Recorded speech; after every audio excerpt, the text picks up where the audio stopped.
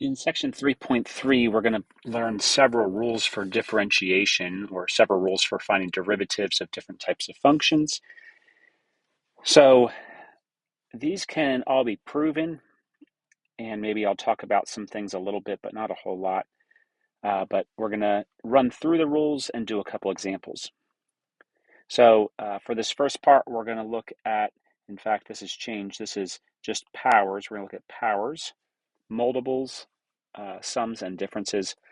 So the very first thing, actually is not even mentioned there, but it says the derivative of a constant function, which is a horizontal line.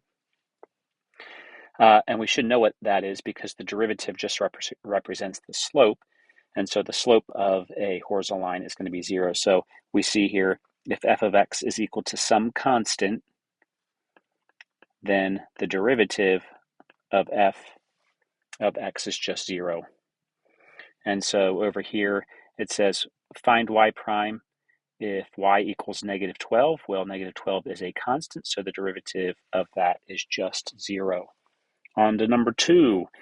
It's called the power rule, and the book put it into a few different sections. I'm just putting it into one because it follows the same rule throughout. But right here it says if f of x equals x raised to a power, then the derivative is n, so whatever the power was, times x to the n minus 1. So that might seem like a lot, but really all we're going to be doing when we do the derivative of a power is we're going to bring this out front, whatever the power is going to come out front, and then we're going to take away 1 from that power. So we'll see that over here in the examples. And I did this first one, which just says x cubed. Now we've shown some of these already using the definition of derivative, the limit as h approaches 0 of f of x plus h minus f of x all over h. And so maybe you'll remember this. But here we go, the derivative of h is going to be, the 3 is going to come out front, so 3x, and then we take away 1 from 3, so 3x squared. So it's as easy as that. The next ones are the same idea. So k prime of x. In this case, the negative 2 is going to come out front. And they're going to subtract 1 from negative 2. So just be careful with this. Subtracting 1 from negative 2 is negative 3. Now, that's our answer. Just as a note here, realize that we could have seen this as k equals 1 over x squared. So if you see 1 over x squared, you can change that to a negative exponent and then take the derivative. Now the last one here, m prime of x, the 2/3 comes out front. And we subtract 1 from 2/3. So 2/3 minus 1 is negative 1/3. All right, so that is the power rule. We will be using that one a whole lot.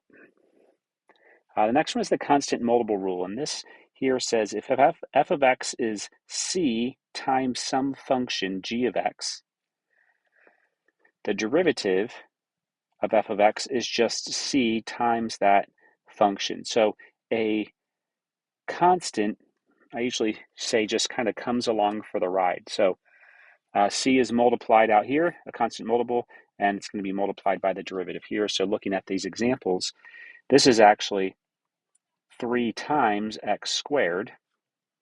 So the derivative, that 3 is going to come along for the ride. It's going to be there. And then we do the derivative of x squared. So we just learned that is bring the 2 out front. And then this would be x.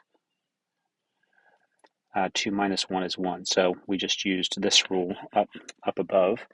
And then we do rewrite this as 6 times x. This next one I typed incorrectly. This should have been x to the 4th. And so the derivative of g, we have the negative 5 here, because that's a constant multiple. And then we do the derivative of x to the 4th. And again, we can use the power rule from above, so the 4 comes out front here, and then this is going to be x. We subtract 1 from that 4, we get 3. And so this is negative 20 x cubed. And then h prime of x, the 11 stays there. The 5/3 comes out front. X to the, and we subtract 1 from that. So 5/3 minus 1 is 2/3. And this actually is then 55/3 x to the 2/3. Also realize, and I didn't mention this before, but zoom in a little bit, x to the 2/3, if you remember from algebra 2, this is actually the cubed root of x squared, or it also could be written the cubed root of x, the whole thing squared. So down here, this is cubed root again of x to the 5th. So if you ever see a radical, we can change that into a rational exponent, and then we can take the derivative of that rational exponent. All right, kind of the last rule for this section is the sum and difference rule. I actually just put it as a sum here because subtracting is the same as adding the opposite, so the difference fits right in there. So for the sum and difference rule, if you have a function that's just 2 or 3 or 4 things added together, you can just take the derivative of those individual parts and still add or subtract them. And so we'll look at this example here. If we want to find, so remember there's lots of different ways of saying you want to find the derivative. So dy over dx represents the derivative of y in terms of x. And so we're going to, since this is a sum and difference, we can just take these in separate parts and find the derivative of them. So the 3 is there, then let's take the derivative of x to the 4th. So that means the 4 comes out front, subtract 1 from 4, you get 3. Next part, the 1/2 is still there. And then for this, the 3 comes out, and we have x squared. We have a minus 7. Oh, we haven't looked at this yet. So let's look right here at this one. The exponent here is 1, so the 1 comes out front. So this is 1. And then x to the, subtract 1 from that is 0, which is just 1. And then plus 12, well, we know 12 is a constant. The derivative of a constant is 0. We really don't need to put that plus 0, but I'm putting it there so you see it. That's where it comes from. And then we'll actually do one more step here and simplify. This here is 12x cubed plus 3/2 x squared minus, again, this is 7. Just a note, this is like negative 7x is a line. Like if you had a line y equals negative 7x, you know the slope there is negative 7. So that's another way to realize that. A couple more examples. Example 1, find dp dt if p equals t cubed plus 6t squared minus 5/3 t plus 16. Well, that really is just like the example we just did, except it's in terms of p instead of y. So dp over dt equals, so for this one, the 3 comes out, times t, 3 minus 1 is 2, 6 times the 2, so 2t, and then this drops down 1. This is t to the 1st, so we have 5/3 here. The 1 comes here, t to the 0, and then plus 0 because that is a constant. Now, I'm not really going to normally write that. I'm writing it for now, but I know that 1 times t to the 0 is just 1, And so our answer is 3t squared plus 12t minus 5/3. All right, example 2. Going to take it a little bit further because now it's asking, does the curve y equals x to the fourth minus 2x squared plus 2 have any horizontal tangent lines? If so, where? Well, what we do here is we know that horizontal lines have a slope of 0.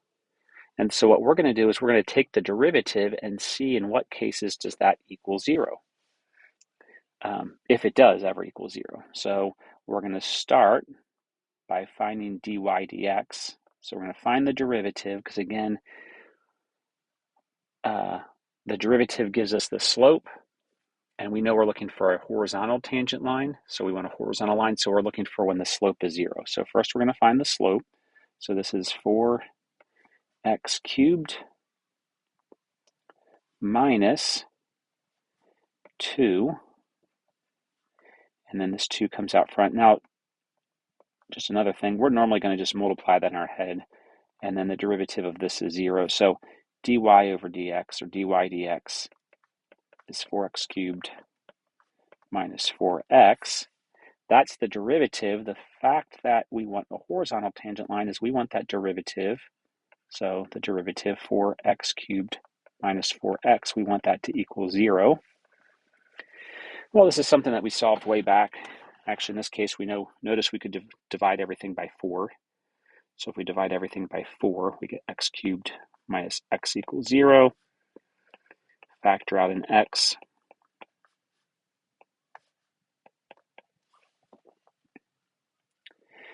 Factor again, because this is a difference of squares, so x times x plus 1 times x minus 1 equals 0.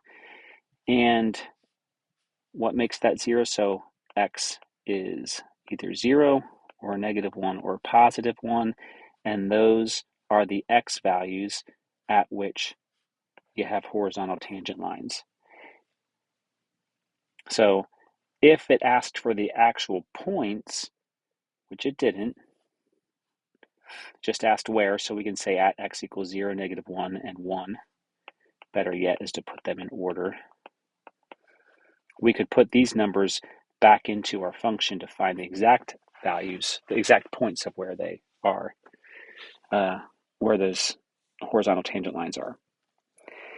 Number 3, the function y equals that is graphed to the right.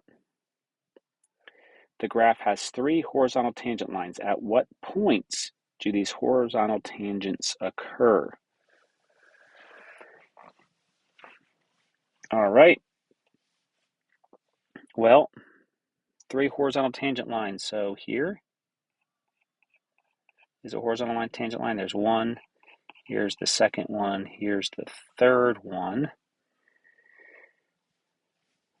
And let's see.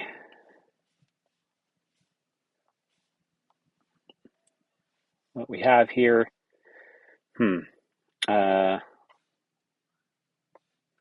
It's not what I wanted, so let's go back to this. Let's just bring this up here. And let's go ahead and put this in here. So y equals, we'll clear this out, 0.2 x to the fourth minus sorry, this is taking this extra time now, 0.2 x to the fourth minus 0.7 x cubed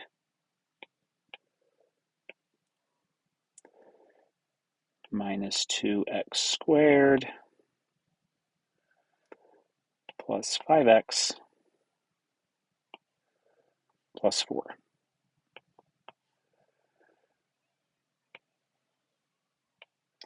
All right, so actually let's see what this says here. At what points do these horizontal tangents occur? So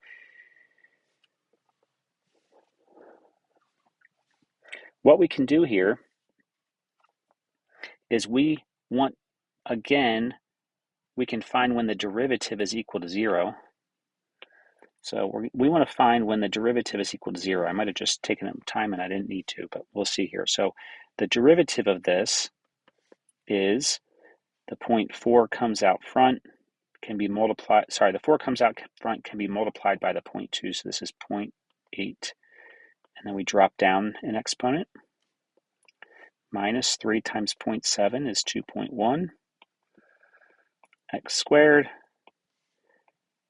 2 times 2 is 4, so 4x plus 5. That's our derivative, and we want to figure out when that derivative equals 0. So real quickly here, it looks like there's -2. I don't think it quite is 0 at -2. This is close to 1 or maybe at 1, and this is at maybe 3.5. But what we can do is we can use our calculator. So what I should have done is typed in this function. So I'm just going to not show that. I'll come to my second y value, 0.8 x cubed minus 2.1 x squared minus 4x plus 5, enter, plus 5, that would have really messed things up, plus 5, just make sure we have this right, 0.8 x cubed minus 2.1 x squared minus 4x plus 5. We will graph that. We will fix our zoom. And we want when this derivative is equal to 0. And so by looking at the graph, we want to look, where does it hit the x-axis? Well, this feature, you can do this on your calculator, but this has a nice feature. I can just drag this down until it kind of snaps to the x-axis. So when x is negative 1.862,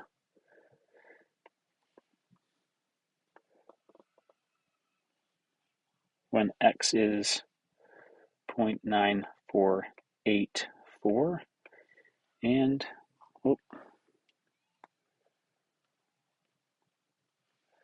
x is 3.5388. All right, it actually asks what points. So now what I need to do, I'm going to hit done here. I'm going to go back to my calculator.